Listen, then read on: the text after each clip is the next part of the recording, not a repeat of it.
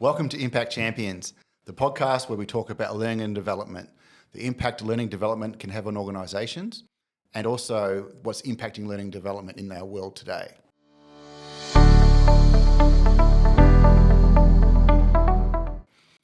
This is the episode where we talk about movies that have educational themes.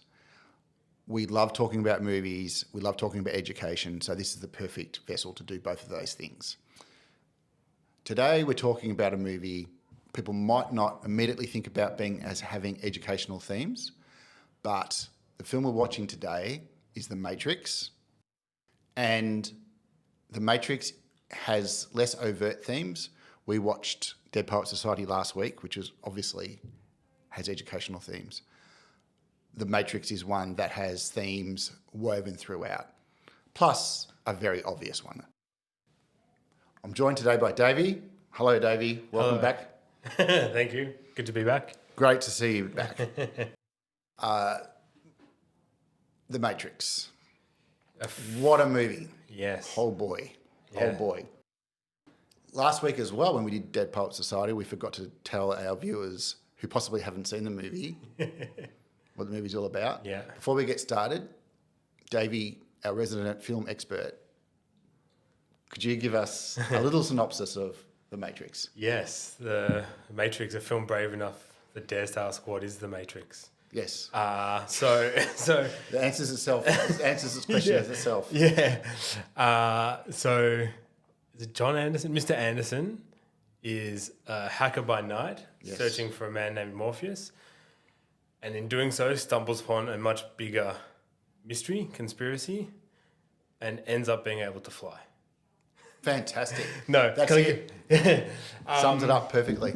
It's a film very much in the stuff that was very much in the 90s zeitgeist. So it's sort of questioning what is reality. And as he digs deeper and deeper, things unfold as he's pursued by police-like agents. And I'm hoping a lot of people know, I'm going vague here because I'm hoping people know The Matrix pretty well. But that would be the gist if you were going into it. You've never seen it, you're maybe a bit younger, you missed everything about it. Yeah, just enjoy the adventures of John Anderson until he becomes Neo. John Anderson, Neo, joined by Morpheus and Trinity. Yes. And the gang to battle Yes. against the evil, potentially evil, perceived as evil, who Yeah. knows? Yeah. Overlords who just so happen to be AI. Just happen to be AI. Yeah, exactly. That have enslaved the human race using the Matrix to keep our minds in check, Yeah. keep our bodies warm.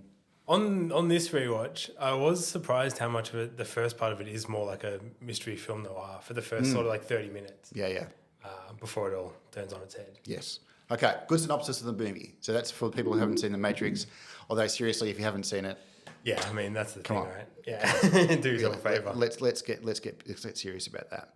All right, so let's go back then to your first memories. When did you remember first seeing this movie? Because I was still in primary school when it came out, and I think it was M, but we went and saw it at the cinema. It was just a cultural moment, and like it still is. You know, it's one of those films, maybe like Jaws or going further back, I don't know, Citizen Kane or something, where it's like there's American film history before The Matrix, American film history after The Matrix. Like it was a big deal. So I remember we went to the cinema and all the advertising at the time was based around that question, like what is The Matrix? Yeah. I think it was an early one to have an early film to have its own website. Yeah. So we were going in being like, what is The Matrix? Like you keep asking me, like I'm going to go see this. And I remember we came out of it. It's one of my earliest memories of The Matrix. Came out of it and my friend went, I don't understand what is The Matrix. Yeah. And even then I was like, mate, that was the whole film. Yeah. Like I think you missed some key, What movie were you watching? some key 90 minutes of that. It's great. Yeah. Great film. Yeah, it is. I tried to on this watch clear my head of, because you know all the scenes, much like Dead Poets Society, you know all the scenes, Yeah. the big ones, and I was trying to imagine just watching it fresh. Yeah. Which is it's amazing. Yeah. Interesting. So my experience with it was a bit different because I was a bit older. So 99, I would have been 24, 25. Yeah, right. Going to the cinemas with a group of friends. We were all movie fans. And we were all science fiction fans, very much Star Wars, very much. We would have seen all the Batman movies back then. Yeah. So we love that kind of thing. I think I might have mentioned before, one of my favourite movies is The Crow. Yeah. I forget the name of the director. We've talked about him before. Australian guy. Oh, Peter Weir. No. Of The Crow. Oh, of The Crow. Is he the same guy who did Dark City? Yeah. His name I've also now forgotten. Yeah. Anyway. Cut that. cut that part. So we're all a fan of science fiction movies and all that, and the genre fit us perfectly, as well as they're a little bit of it felt, with the mystery around the advertising, it just felt like it had a mystery element to it as well. Yeah. And then we watched it, and I just remember coming out of the movie, and we were all just like, Yeah. oh my God, that is the best thing ever. Yeah. It's a film I regret not being a bit older. Yeah. Like, having housemates and seeing The Matrix must have just been an absolute Yeah. blast. So this is the movie for me that, even though it was so immensely amazing in the big Yeah. screen, it was around the time when DVDs, I'm sure, were already out. Yeah. But it was around the time when my friends started having surround sound Yeah. DVD playing Yeah. systems Yeah. in their houses. Yeah. Of course. And so then I couldn't remember how many times we saw it on DVD. Yeah.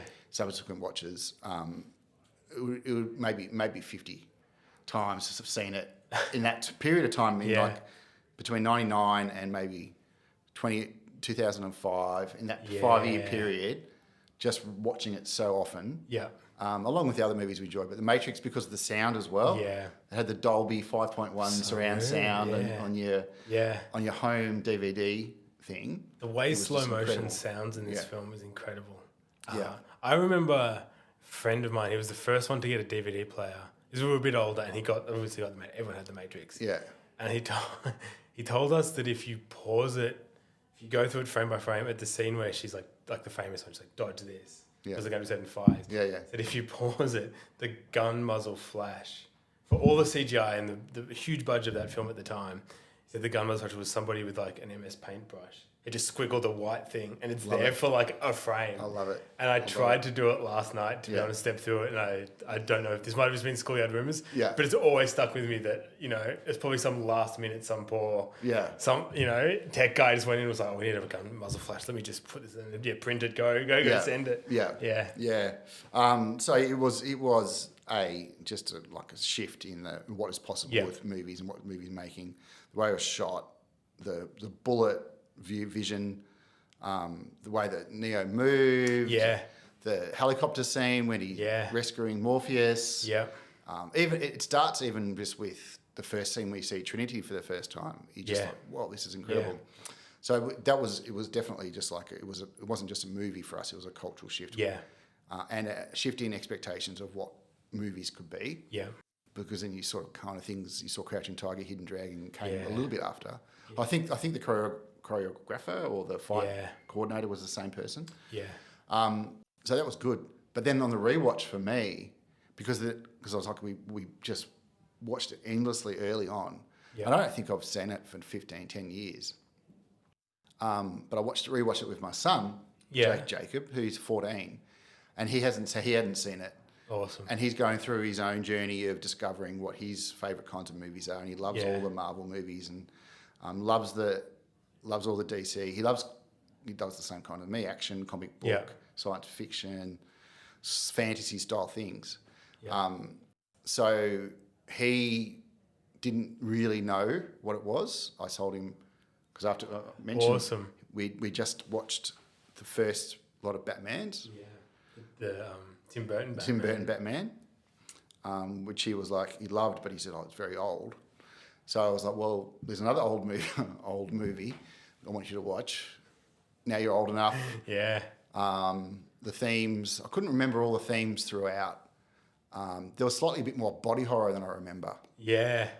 Yeah. Those bits really stood out to me this time as well. And it's such a sign of the times of what kids are used to now. He didn't even flinch. I remember flinching when I was 20 when I first saw it, and he didn't even flinch. But he loved it. He loved it. He was enthralled. Was he confused by it at all? I think it was lucky that he had me there watching it with him. Yeah. Because not only did I kind of know what the plot was and actually understand what the movie was Yeah. about. But then I had my own interpretations of it, Yeah, and we just yeah, sort of yeah. discussed what that could mean and what that could mean, type of thing. Yeah. Maybe but- we'll come back to it, maybe, yeah. but I think the film is very clever about how it does that. Yeah. No, he loved it. He certainly didn't think it looked like, because his other favourite movie is like Infinity Wars, right? Yeah. Or is it Endgame? One of those ones, which is just so epic and so well done. Yeah. But he was just, no, this looks great, looked Yeah, amazing, awesome. which is so, it's such a credit to them, Yeah. to the Wachowskis, Yeah. who just obviously just brilliant, just like their vision and the way That's they right. brought it together is incredible. Yeah. The cleverness of it. Yeah. So, I watched it again. I tried to watch it because for the sake of this podcast, and I tried to watch it because I wanted to, like with Dead Poets Society, take notes about where the educational themes are starting to kick in. And I found myself, I had to go rewatch parts of it again because the first time I rewatched it, I was just enjoying it so much. I just sort of forgot to analyse it. I was like, oh yeah, this is the bit with and I was saying to Jacob, watch this bit, look at this bit. And then the bit towards the end when they're coming into the, whatever the great big building is, the famous scene where they're holding Morpheus. And I got to that point and I realised we're here. I haven't taken any notes. But it is very clever like that, even from an education point of view, where it works in this way where it's like, here's a little bit of information about what we're trying to show you about this world or whatever. Yeah. And now here's an action scene. So just kick back and so you're sort of doing this like, okay, now here's a bit more information. Yeah, that's great. right. Here's an action scene again. Yeah. So yeah, it passes, doesn't it? Yeah, it's a great movie. And it holds the test of time. It really does stand up. Like I mentioned it, there was only one thing that annoyed me. Yeah. It was only everything. I didn't mind the phones. I didn't mind the landlines. I didn't mind the Nokia flip phones. Yeah. It was all just cool. Yeah. The only thing that annoyed me was the UX on the computer screen that Bowser was using. Yeah. Oh, it's so hideous, isn't Or it? whatever his name they're using in the ship in the Nebuchadnezzar. Yeah. And Hank it wasn't Dozer. even the actual images they were using. The only thing that annoyed me was the button. Yeah. Because it had beveled edges. I was just like, Web 1.0. you don't use bevels. No one uses bevels anymore. I was watching that wondering if it was meant to be somewhat futuristic, that he was using it as a touch screen. Yeah. Which I was wondering, which they did have not capacitive touch, responsive touch back then. But I think the idea of it, like sci-fi idea back then of it being a touchscreen that works well, it was probably quite mind blowing even. That's right. But I agree, that button is awful, and it has no responsiveness when he touches it. Like, this is the worst UX. What are you doing? It's a bad UX. Everything else, I was just like, this is great. What about you? Did it hold up for you? Yeah, massively. It's such a good film. I just was on this watch. There was two things that really stood out to me, and one of them was how much like genre crossing it intentionally does. And like I mentioned before, starts out as this sort of no-Irish mystery, and then by the end, he's having basically a quick draw in the train station with Agent Smith. Yeah. It gets all very Western for a minute, and then there's obviously the kung fu, Asian cinema influence as well. It's like this was. It really holds up. They were very clever at the time. Incredibly clever. When you do a bit of research and you find out about what was the inspiration behind it and where they got their ideas from, because it would be impossible just to come up with this, I think, just completely original. Yeah. You can really see it because we mentioned Dark City before, and there has been mentions that there's comparisons between the two. I believe they used the same sets from Dark City, so there was always going to be a comparison. And it was apparently The Matrix was written before Dark City was written. Not surprised. And then in the movies themselves, there's sort of some similarities. I mean, the lead protagonist from Dark City is fighting overlords, which are aliens and whatnot. Yeah. So there's some similarities, but they're not. There's no real relationship between them apart from sharing the sets and the similar kind of lighting, mood, aesthetic that's in there. But I remember someone saying that the Wachowskis were very influenced by the movie Akira. Oh, the anime. Yeah. I don't see that. So maybe in the action. Anime, Akira, and then Ghost in the Shell. Ghost in the Shell, yeah, of course. Being movies that really kind of influenced them. I believe Ghost in the Shell has a They do the same trick in the Matrix, where like early on in Ghost in the Shell, somebody does an impossible jump across a building, I believe. Yeah. Which in Ghost in the Shell then establishes this like cyberpunk Yeah. world. In the Matrix, somebody turns to the camera virtually and says, "That's impossible." Yeah, just to let you know, just to ease in that, like, hey, we're not dealing with reality here. Yeah. Of course, Ghost in the Shell. I actually went back and read the Akira manga because the film had always narrative had kind of confused me, and I read the manga and didn't feel any more. I was very confused. I don't really see that, but I guess that sort of. I think maybe I'm it's not sure. that sort of scene possibly is one of the first Yeah, types of movie like that, and then that would have brought along Ghost in the Shell, and then it kind of just that style of movie making. It definitely was. Like, look, the Matrix could only really happen around the time that it happened, not just because of technical and CGI and all that, but also because these were like the people coming up whose influences were now so broadly drawn from not just movies. Yeah. And I think in like the history of American cinema, they always talk about like New Hollywood, which is like your Scorsese and Spielberg and Lucas and all those guys coming up in the 70s, and they were just these huge film nerds that they could access European films for the first time and just watch everything, and then turned around and took that influence into their films. Whereas the Matrix, they were pulling from like video games and anime and manga and all, much more like different cultural references outside of film. Nice. And I would think, apart from the influences you've referenced, I was watching it and thinking like, wow, they've taken so much from video game tutorials. Yeah, I think. Okay, and maybe even just video games, because there's like an action sequence which would be playable in a video game, and then there'd be like a cutscene in a video game. And I think like they really structured their film a bit like that point. Too. Yeah, which would lead into some of the training conversation we'll have in just a sec. Yep. And it was interesting. I wonder if you noticed it, because what I noticed as well, it wasn't throughout. It wasn't really overt, and maybe it's because of my bias towards other films, but there was a couple of scenes when I was like, that looks like they're in the cockpit of the Millennium Falcon. Oh, yeah. Like they're looking over, he's looking over the pilots. Yeah. And it just looks like Falcon. Yeah.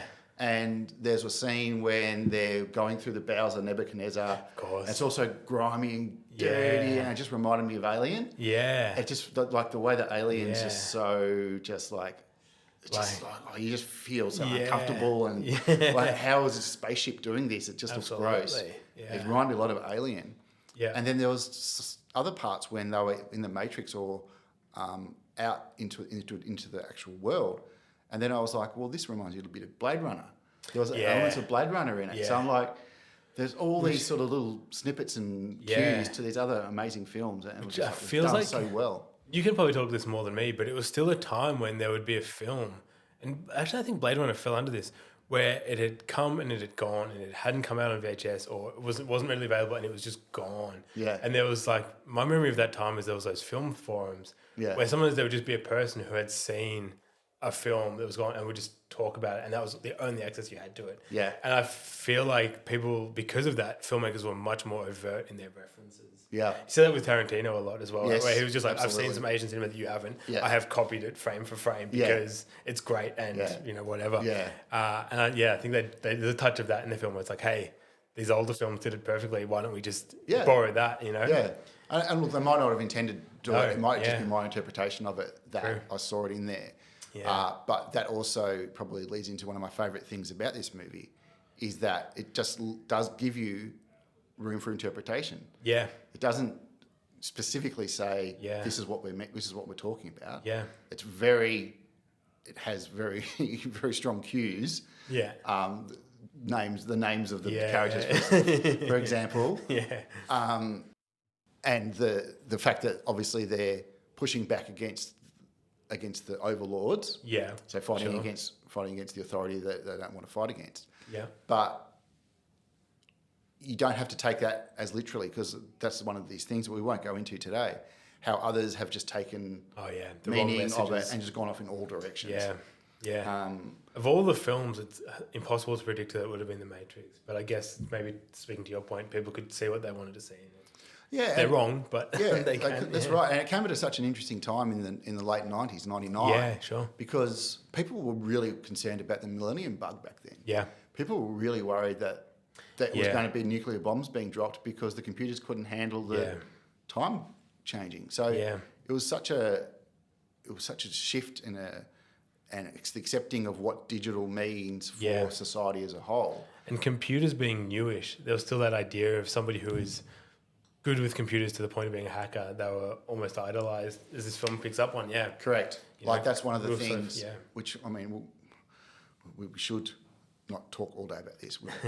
But I mean, one of the ones that I hear about, because I've listened to other people's opinions about this movie, and sometimes I've heard people actually having, first of all, some people say they don't get it, they didn't understand it.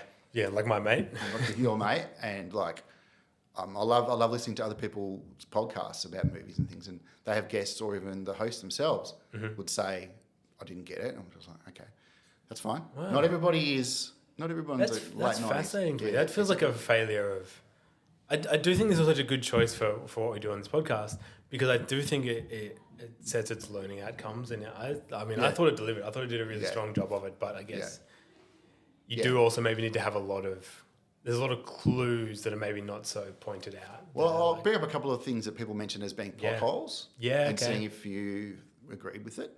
One of the main ones I heard was that people question the logic behind the machines needing humans to be their batteries. So that was actually my takeaway this time as well. I thought that didn't make sense. I thought that was a plot convenience. Yeah. And the machines, it's far into the future and all this stuff. And I was sort of like, surely there's a better option. Yeah, well, anyway. yeah, and I've heard a few things. Like one of the ones was why don't they just have gorillas in there?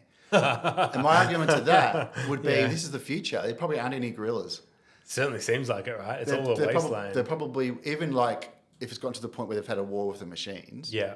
But that was 200 years in the future. So in the time between that's occurred and the 90s, you imagine that would have happened 50, 60 years towards the future. Yeah. So by then, there wouldn't be any gorillas. Because particularly the way that when Agent Smith calls this a virus, right? So they're talking about how humans are just spread and just... So they're the number one organism on the planet. Yeah, I guess I never thought of it like that. So like then the machines have seen this organism and going, well, you're our source. There's no solar anymore. There's an abundance of... There's no solar. Yeah. Because in our wisdom that's one thing I didn't quite understand. Like they said, they scorched the sky. Yeah. What have they done? How could they possibly do that? So I feel like I want to limit the conversation just to the one film, but I know in what they call the extra textual, in the other films, they do mention that it's like a fog that hangs over everything. So remember in the third film, they go up past it and then it's all... Right, okay. So it's like a nuclear cloud. Yeah. Right. That's it. That hangs over everything. Right. Okay. So that's fair enough. So there's no solar. Yeah. So the machines need their source of power. Yeah. So they turn and say, well, look, you humans we do generate a lot of heat. They're not... And so... Yeah. I mean, they're sentient, the machines, so I'm guessing there's a bit of hurt feelings as well. Correct. So they probably did some experimenting, some A/B testing and Yeah. So, and then because that's the other plot hole that people were saying is that, so the question, the need for the humans in the first place, and then they question, well, why are they bothering giving them the Matrix? Yeah. Which I thought Agent Smith kind of... Yeah, I think he does. I know the architect does in another episode as well. But Agent Smith kind of says, well, they don't specifically say, because one of the things I heard was why don't they just leave the humans in the thing and not bother give them any kind of simulation at all. Yeah. And I'm kind of like, well, I would think that if they had a human just sitting there in a thing, that's not going to last very long. Yeah, and that is that thing that Smith says is about when the Matrix didn't work because they made the Utopia or whatever. He said that then he either mentioned that the fields were wasted or they lost all their stock. Lost a lot of stock, basically, which is you meant to understand his people. So that's the thing. These machines are so clinical about how they go about things. They've done their testing. They understand what the optimum conditions are to get the longevity out of these humans, to get a full life. Yeah. So if it's just a human has a consciousness and there's no will to live or no drive to anything, they're not going to survive very long. Yeah. Or if they're in this utopia or whatever, the body rejects it, apparently, according to them. Yeah. So it seems like the Matrix was the thing that they created for the optimal lifespan. Yeah. Therefore, getting the most optimal heat Yeah. from these humans and making so that. Yeah. The one drawback though is that every once in a while you accidentally create a Neo. Well, Every 100 years or something. well, that's the thing, Like, right? And then wait that up. the Neo part from the first one for me was enough. I was happy with that. Yeah. How they went into these other ones and explained it all and all that kind of stuff. Yeah. I'm like, oh, that was too much for me. Yeah. So the plot for me, I didn't have a problem with any of it. No. Another one I'll mention was that there was questioning about why would Neo Yeah. or Morpheus sacrifice themselves for somebody Yeah. who apparently they've only just met. Yeah. And yeah, I was wondering about this because, especially in that final when they go to rescue Morpheus, it's actually, to me, it's unclear how long Neo's been in the real world. So it's edited to look like it's his second day, but I reckon there's meant to have been there's a bit of time in between before he's awoken, he does his training, all that stuff, and then they go into the Matrix, which then ends up with Morpheus yeah, captured. Yeah. I think there's meant to be a little while. But I do think they straddle a good line of that where Neo looks super cool walking in with all of his guns and doing everything, and then he's briefly kind of lost. And then he has to follow Trinity a little bit. Oh, yeah. And Yeah, all that yeah. stuff. There's a bit of that sort of stuff where, like, whenever his sunglasses come off, he's a bit like, oh, no, I actually don't know what I'm doing quite yet, you know. Yeah. He's building to it. Yeah, absolutely, yeah. But I reckon there's meant to have been weeks between waking up training that we see and then the next scene. In between that, there was a little time.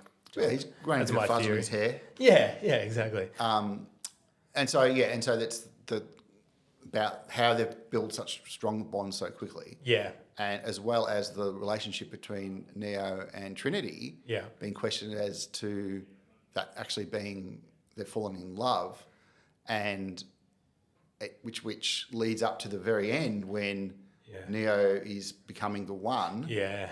But he gets shot, and then he's awoken by Trinity kissing him.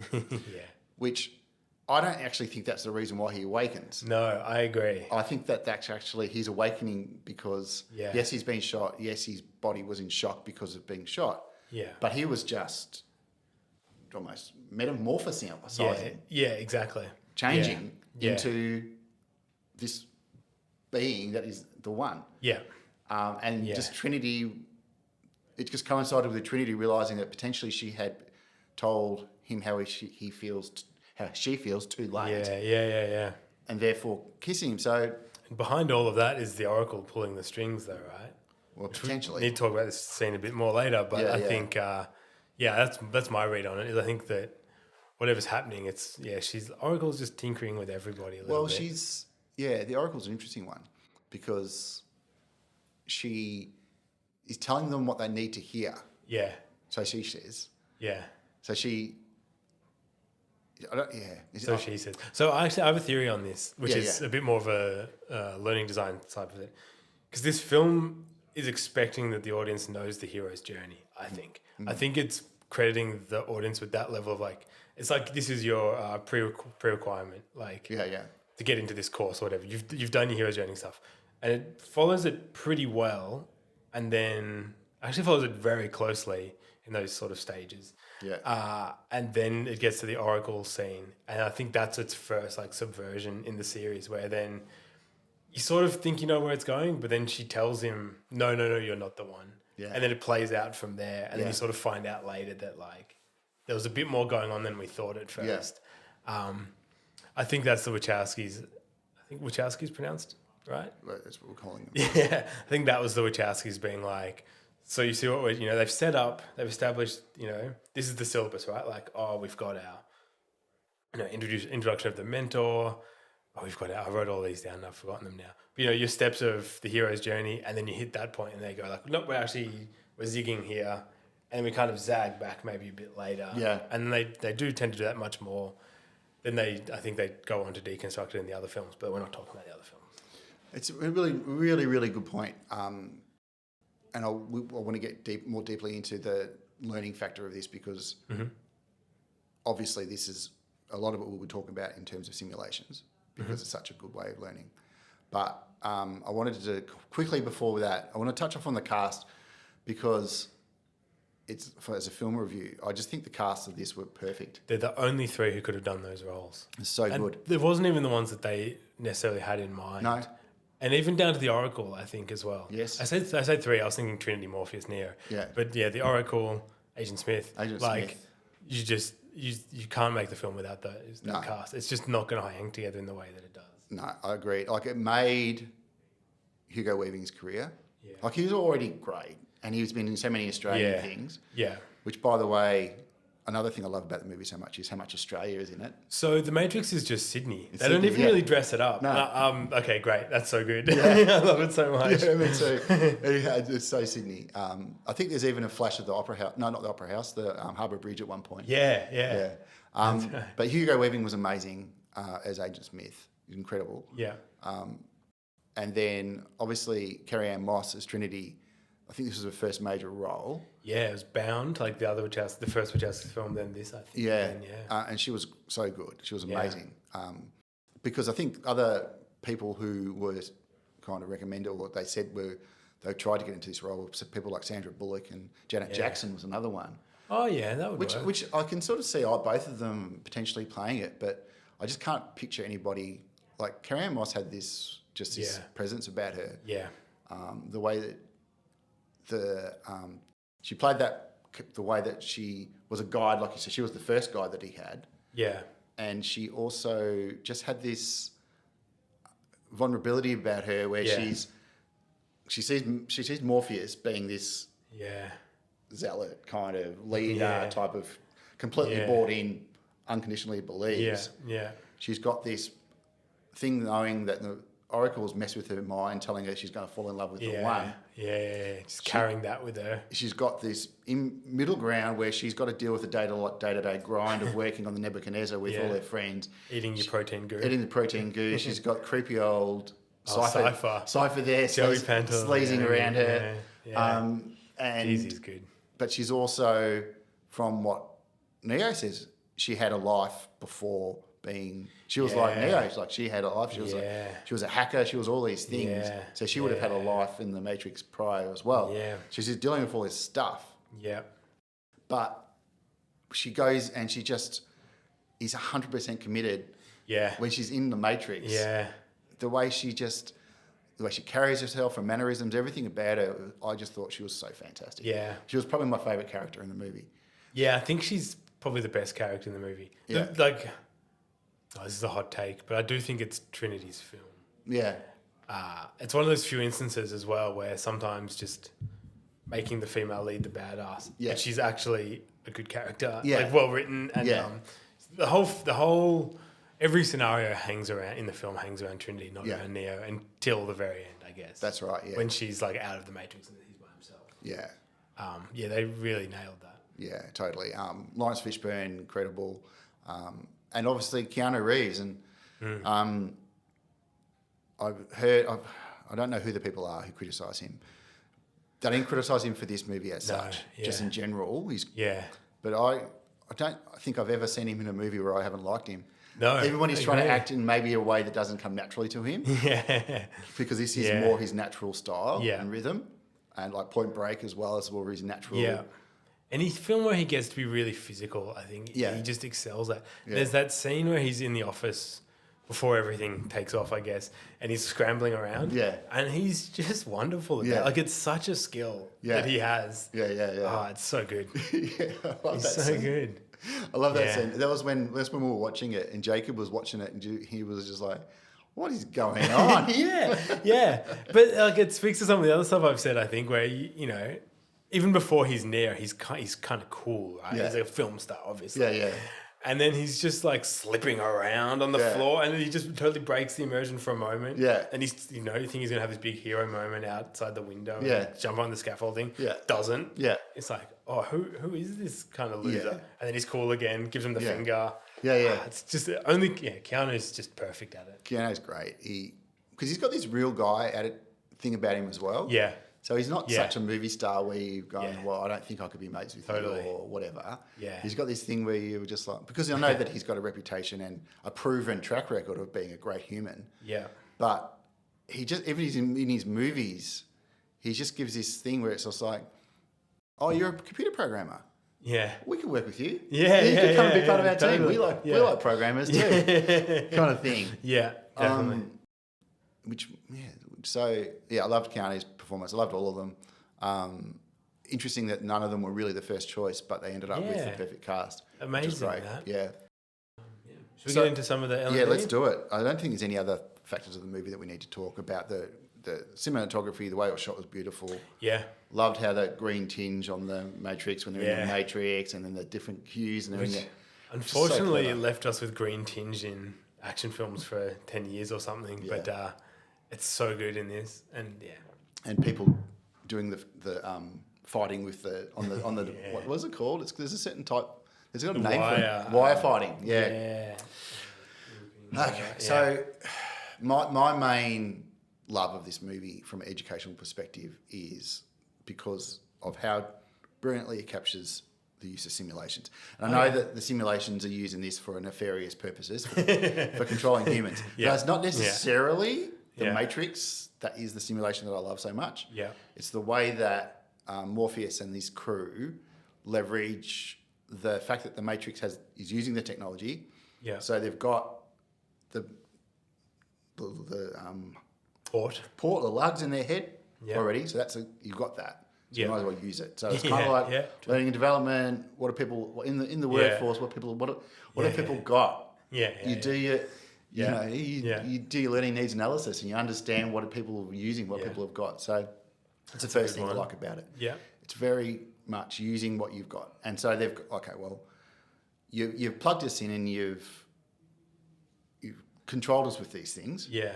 We're going to use this now for our own purposes. Yeah, which is basically their authentic learning, right? They're like hands-on training, mentor. Correct, yeah. Yep. So you see it happening in a really structured way, like you're saying. Yeah. So it's that leveling up point, like you said, with the video games. Yeah. So the first thing you see is Morpheus and Neo in the white space. Yeah. And I think Morpheus calls it a structure, a bridging program, something like that. Something like that. Forget the term, but it's white. Yeah. And they just talk about it. So what he does next is he introduces him to the concept. Yeah. And if you go through the levels of like various learning methodologies and various structures, like we say Bloom's taxonomy, for example. Yeah. So the first level of knowledge and understanding is just a basic knowledge of what's happening. Yeah. So Morpheus has alerted him to the fact that the Matrix exists. Yeah. Through the red pill and all that kind of stuff. Yeah, but it's not even like they do take a fairly taxonomic methodology to get him to where he needs to be. Yeah. They keep saying it works well for film. They keep saying we can't just tell you, we have to show you. Correct. And they move him through the stages gently until he's at that final creative stage, basically. Sorry, that's exactly right. No, you're right. That's exactly what they do. Which we can follow through. We just follow through all the levels of it. Yeah. So and the way they do it is what I love about it so much, because there's so many good examples of it. So they're in the bridging program, whatever it's called. No, it's not even that. He's aware of the fact that there's a matrix. Yeah. And then he's aware of the fact that the matrix is being controlled, and he needs to. And then he's introduced to the fact that he's the one. Yeah. Which is another main topic about coaching and mentoring and helping people understand. To believe, not just to know. Yeah, that's true. You learn by doing and going through the process. They don't throw him into a leadership role. He shadows Morpheus. He shadows his senior, I guess. Yeah, and Trinity's there as well, doing a similar type of thing to help him through. Yeah. He probably shadows Trinity more than anything. Yeah. I think Trinity's probably as much of a mentor and guide to him as Morpheus. Because Morpheus often is so highfalutin. But the thing about Morpheus, right, which is what I loved. So they start off with that, then they go into the dojo. Yeah. So this is the thing. I wish. My son often asks me, what superpower would you like? And I'm like, oh, so many. I watch The Matrix and I'm like, you know what? I'd love to have kung fu. Yeah. Embedded into my just bedded into my brain. Whenever I'm learning, especially learning Spanish, that was in the back of my head the whole time. I was like, just put it in my brain. I don't want to just inject it in. I just need some injections, some sweet injection of knowledge straight into my brain. Which is why I love this, because it doesn't, so he's got, I know kung fu. But then Morpheus is like, show me. Yeah. Then he's basically like, not bad. Now look what I can do. That's right. So he levels him up, right? Yeah. He goes from knowledge and comprehension to Yep. actually being able to use his understanding. Yeah. And what I love more about it as well is that in the simulation that these guys have created. Yeah. So it's not the machines that have created this; it's the humans who have created these simulations. Yeah. That they're scaffolding. Yeah. So it's in a safe. It's a safe location. Yeah. It's okay to fail. Yeah. You can try. It's scaffolding the safe. Yep. And they build him up. It's like some of the AR work we did for the forklift stuff. Yeah. So they could do exactly that. Correct. In a safe space. In safe space, failing's okay. Yeah. Scaffold, you've got guide rails. Yeah. Until the point where you don't need them as Yeah. much. So it's a thing like a pilot would do as well. Correct. So it's such a good demonstration of that type of training. Yeah. Because then you see him fighting, and it's great. And Neo's starting to get the hang of it. He does the flip over thing. Yeah. So then what does Morpheus do? He goes, great, you've got that. He brings up the buildings. Yeah. And then they've got to do the jump. Just this, yeah. Which again, it's just such a good demonstration of it because Morpheus just goes and does it. Yeah. And then all the crew in the ship. Shout out to the Aussie guy who used to be on Home and Away. Oh yeah, the guy who plays Mouse. Yeah. Can't remember his name either. Yeah. He was great, I thought too. We should like circle down onto some bad methodology though. I mean, in the film, because he does a jump, he fails. Everyone fails, right? Yeah. Why have they structured it so that it still hurts? We probably didn't need that. Remember? Because he lands and then he's like comes out in the real world and he's like bleeding in the mouth. And it's like, so maybe bad. Maybe the scaffolding isn't as good as what I was saying. It's not a perfect system just yet. And similarly, to fully get to where he needs to get to in terms of like, that creative stage of Bloom's taxonomy, he dies. And then he comes back and he's got everything he needs creatively. We probably don't really want to endorse that. Well, no, but I'm thinking about that, like maybe that is the perfect scaffolding because by the time he gets to that point where he's jumped, so he doesn't die. Like no, he doesn't. He goes into the concrete and it bounces back up. So that's the scaffolding right there. That's true. Yeah. So you have to be exposed to some level of reality. Yeah. In order to be able for your brain to grasp it, right? And do you know what? I'm sort of have to walk back what I said because you're right. Because then when he comes out of it, they explain to him. That's when he learns that the very important rule that your brain makes it real. Your brain makes it real. That's right. Which he needed to know. So they taught him. It was a really good tutorial, and they trained him really, really well. That's true. So that's for me one of the strongest things in the movie in terms of practical application of training. Yeah. Because and Morpheus says it himself. He's like, well, it's great for training. Training simulations. Or something like that. He says he actually says training. Yeah. He's like this construct is great. It's great for training. This kind of thing. Yeah. And I was like, yeah, great. Well, it's really good if you can inject someone's brain with knowledge to begin with. Yeah. And then use the matrix to help them practice it. Yeah. That'd be great. Good point. Yeah. All those training organisations out there, there's an idea for you. So you start working on that. So he's applying all this knowledge, right? The application, in the middle of the Bloom's taxonomy. He's applying it. Yeah. He's learning until he gets to that point where he's then creating. Yeah. Well, he's also then. So this is, and then I suppose we have to kind of talk about Neo's progression from this point onwards. Yeah. So they've used that to progress him through. Yeah. And he starts to believe. He starts to start feeling his own knowledge and understanding. Yeah. Then he trip off to the oracle, like you said. Yeah. Which is an interesting one. Yeah. It works out, but it's you would need a very strong-minded mentor to drop that on you in a training context. Right? Yeah. Like, I'm going to tell you something because it's what you maybe need, but it's to draw you just to the opposite place of what I'm basically saying. Yeah. That's a complicated one. I'm not so sure how that would go in the real world. I think specific use case. Obviously, the context is quite different. You're not trying to figure out if you're the Messiah. You're the one who's going to save humanity from in a fake simulation. Fake simulation from the evil AI overlords. Yeah. But what I liked about it was that it's the message of a person's belief in what in their ability to be able to do things. Yeah. The difference between knowledge and even applying the knowledge in certain ways to then being able to shift to being a master, having mastery of it, and just being so sure about you doing it that you just are that. That's what you are. Yeah. So there's a transfer that you need to do. Yeah. And it can happen it happens organically with a lot of us just through rote, which is another interesting thing about The Matrix, the movie, because they are rote learning as well in there. Yeah. I think it was Cypher who was saying... Yeah. After a while, you just don't see the code anymore. You see it so when frequently. You around it. Yeah. Eventually, it gets into your brain. Yeah. Which is in contrast to the journey that Neo's taking. Yeah. Where he's being thrust into all these circumstances and he has to sort of deal with it. Yeah. But there's Morpheus there, believing he's the one. He's so certain of it. He's willing to sacrifice himself for that reason. Yeah. You've got Trinity hoping he's the one because she realised that she's already in love with him. If this guy's not the one, then something's seriously wrong. Who's coming after this? Yeah, and so you've got Neo there in this situation going, there's a lot of pressure on me to be able to actually live up to my expectations of being being the one. Yeah. So the oracles... It's like a pressure release.